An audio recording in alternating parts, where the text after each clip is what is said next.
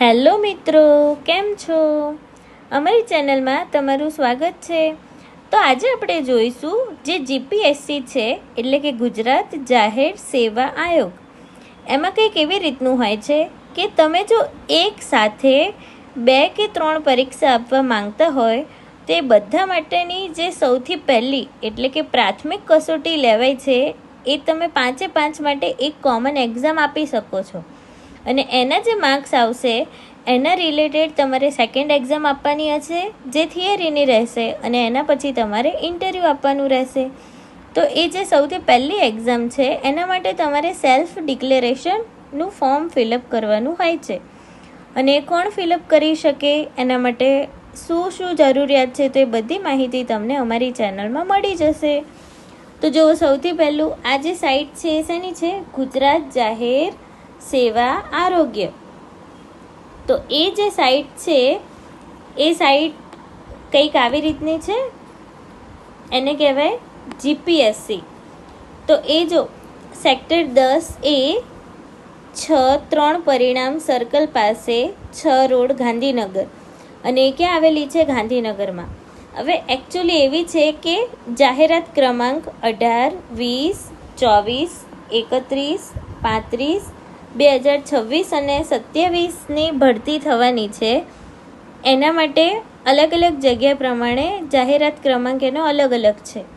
તો એ પ્રમાણે પ્રાથમિક પરીક્ષા થવાની છે સંબંધિત વિષયના કોમન ઉમેદવારો માટે. અગત્યની સૂચના એટલે જે લોકો એક કરતાં વધારે પોસ્ટ માટે ફોર્મ ભરવાના હોય તો એ લોકોને સૌથી પહેલી જે પ્રાથમિક પરીક્ષા આવે છે તો એના માટે આ સેલ્ફ ડિક્લેરેશન ફોર્મ ભરવાનું રહેશે. જો એની માહિતી કંઈક આવી રીતે છે. આયોગ દ્વારા તારીખ 30/8/2026ના રોજ સવારે 11 વાગ્યાથી 1 વાગ્યા દરમિયાન આ જે નીચે તમને જગ્યાઓનું કોષ્ટક આપેલું છે એ કોષ્ટક આધારિત તમારી પ્રાથમિક પરીક્ષા એક સાથે યોજાનાર છે. જે સંદર્ભે એક કરતાં વધુ જાહેરાતમાં ઉમેદવારી નોંધાવેલા હોય તો કોમન ઉમેદવારોએ સેલ્ફ ડિક્લેરેશન એ ફોર્મ છે ને તમારે ઓનલાઈન ભરવાનું છે. કઈ જગ્યાએ? તો કે gpsc.ojas.gujarat.government.in ઉપર ફરજિયાત ભરવાનું રહેશે. જો તમે આ ફોર્મ ભરેલું હશે તો જ તમે લોકો આ એક્ઝામમાં જઈ શકો છો. તો હવે એના માટે જો જગ્યા કઈ કઈ છે તો સૌથી પહેલી છે મદદનીશ ઇજનેર એટલે કે સિવિલ વર્ગ 2, એ છે જાહેરાત ક્રમાંક 18. પછી છે નાયબ કાર્યાલય ઇજનેર બાંધકામ વર્ગ 2, એ પણ 20 તારીખની છે. પછી છે મદદનીશ ઇજનેર સિવિલ વર્ગ 2 માર્ગ અને મકાન વિભાગ 24, એવી રીતે મદદનીશ ઇજનેર બાંધકામ માટે. પછી એસ્ટેટ અધિકારી વર્ગ 2. તો આવી રીતે છે ને અલગ અલગ જગ્યા છે અને એનો જાહેરાત ક્રમાંક પણ અલગ અલગ છે. એમાં કંઈક આવી રીતની માહિતી છે કે આ જે કોષ્ટક છે એમાં ટોટલ 5 જાહેરાતો છે. એના પૈકી એક કરતાં વધુ જાહેરાતોમાં કોમન ઉમેદવાર હોય એટલે જો એક જ ઉમેદવારે એક કરતાં વધારે એક્ઝામમાં ફોર્મ ભરેલું હોય તો એ લોકોના માટે આ જે પ્રાથમિક પરીક્ષા છે એ તમારે કોમન વિદ્યાર્થી માટે એક જ વખત આપવાની રહેશે. જો આવું અહીંયા લખેલું છે, પ્રાથમિક પરીક્ષા આપવાની રહેશે.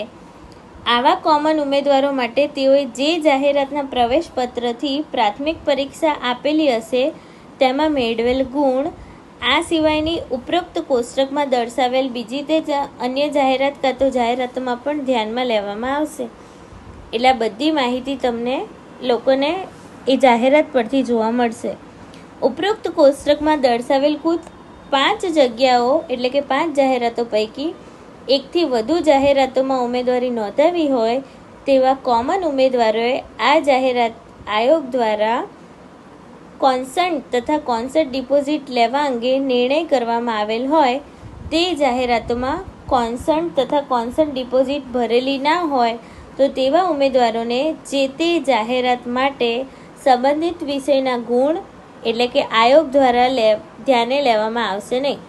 એટલે એવું હતું કે આના માટે તમારે છે ને કોન્સર્ટ ડિપોઝિટ ભરવાની હતી, પણ જો તમે ડિપોઝિટ ભરી ના હોય તો તમારું મેરિટ આવશે એ કશું ધ્યાનમાં લેવામાં આવશે નહીં. એટલે તમે લોકો ફોર્મ ફિલઅપ કરો, એની સાથે ફી પણ પે કરી દેજો. પછી બીજી એવી સૂચના છે કે આ ખાસ સૂચનાને ધ્યાનમાં લઈ ઉપયુક્ત કુલ 5 જાહેરાતો પૈકી એક કરતાં વધારે જાહેરાતોમાં ઉમેદવારી નોંધાવેલ કોમન વિદ્યાર્થી હોય, એટલે કોમન ઉમેદવાર, એને સેલ્ફ ડિક્લેરેશન આપવા માટે https://gpsc.ojas.gujarat.government.in and common application ESPX પર તમારે ઓનલાઈન ફોર્મ ભરવાનું રહેશે. અને જે ઓનલાઈન ફોર્મ ભરશો એ તમારે સંપૂર્ણ જવાબદારી સાથે ભરવું પડશે. અને બીજું એવું છે કે જે ઉમેદવારે આ જે માહિતી છે એમાં જો એક કરતાં વધારે ઉમેદવારીમાં ફોર્મ ભરેલું હોય, જો લખેલું છે જાહેરાત પૈકી કોઈ એક જ જાહેરાતમાં ઉમેદવારી નોંધાયેલ હોય તેવા ઉમેદવારે સેલ્ફ ડિક્લેરેશન આપવાનું થતું નથી. એટલે જો કોઈ એક જ જાહેરાતમાં ભર્યું હોય તો તમારે આમાંથી કંઈ સેલ્ફ ડિક્લેરેશન આપવાની જરૂર નથી. પણ એક કરતાં વધારે જગ્યા માટે ભર્યું હોય, ધારો કે અહીંયા 5 આપેલી છે, એ 5માંથી તમે 3નું ફોર્મ ભરેલું છે તો તમારે સેલ્ફ ડિક્લેરેશન આપવું પડશે. હવે જે સેલ્ફ ડિક્લેરેશન છે ને એ કઈ રીતે ભરવાનું, તો એની બધી માહિતી તમને અહીંયાથી મળી જશે. તો જો એમાં સૌથી પહેલું સેલ્ફ ડિક્લેરેશન એટલે gpsc.ojas.gujarat.government.in ઉપર શું કરવાનું, હોમ પેજ ખોલવાનું અને એમાં જે હોમ પેજ છે હોમ પેજ ઉપર સેલ્ફ ડિક્લેરેશન મેનુમાં જવાનું અને પછી online self declaration for common application પર ક્લિક કરવાનું. એ તમે લોકો ક્લિક કરશો એના પછી સંબંધિત જાહેરાતો અને તમારો કન્ફર્મેશન નંબર આવશે.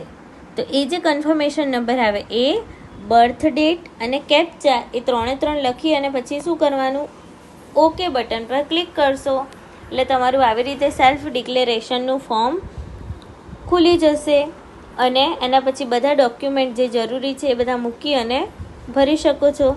સેલ્ફ ડિક્લેરેશન ભર્યા બાદ ઉમેદવારે આજે અહીંયા સેમ્પલ તમને સ્ક્રીન ઉપર દેખાય છે એ પ્રમાણે સેમ્પલ જોવાનું રહેશે. આમાં જો હોમ છે તો એ હોમ ઉપર તમે ક્લિક કરશો એટલે તમને કંઈક જોવા મળશે કે જેમાં સેલ્ફ ડિક્લેરેશન લખ્યું હશે. અને એ ક્લિક કર્યા પછી આવી રીતનું આજે પેજ જોવા મળે ને એમાં શું કરવાનું છે કે ઉપયુક્ત સેલ્ફ ડિક્લેરેશન આપવાની સંપૂર્ણ જવાબદારી ઉમેદવારની રહેશે.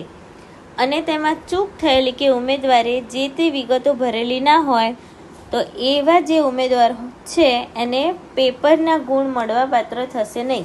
એટલે કે જો કોઈ પણ ખામી સર્જાય કે સેલ્ફ ડિક્લેરેશનનું ફોર્મ ભરેલું ના હોય, પછી બીજા જો ડોક્યુમેન્ટ લઈ જવાના હોય તો તમે ભૂલથી રહી ગયા હોય, તે બધી માહિતી ધ્યાનમાં લઈ અને પછી એ લોકો સેલ્ફ ડિક્લેરેશનનું ફોર્મ સ્વીકારતા નથી. તો જો સેલ્ફ ડિક્લેરેશન ઉમેદવારે તારીખ 20/8/2026ના રોજ બપોરે 1 વાગે અને 30/8/2026ના રોજ રાત્રે 11 વાગ્યા સુધી જ આ જે ફોર્મ છે એ ભરી શકશો. કઈ તારીખથી ચાલુ થશે, 20/8/2026થી લઈને 30/8/2026, એટલે કે 10 દિવસનો સમય મળશે. ઉપર મુજબ તમામ સૂચનાઓની સંબંધિત તમામ ઉમેદવારોએ ખાસ નોંધ લેવી. એટલે જે ઉમેદવારે એક કરતાં વધારેમાં ભર્યું હોય એ લોકો સેલ્ફ ડિક્લેરેશન કરાવી દેજો. અને જો બીજી તમને આવી માહિતી મળે તો અમને શેર કરજો, જેથી અમે આવા જ તમારા માટે વિડીયો બનાવીને અમારી ચેનલમાં અપલોડ કરતા રહીશું.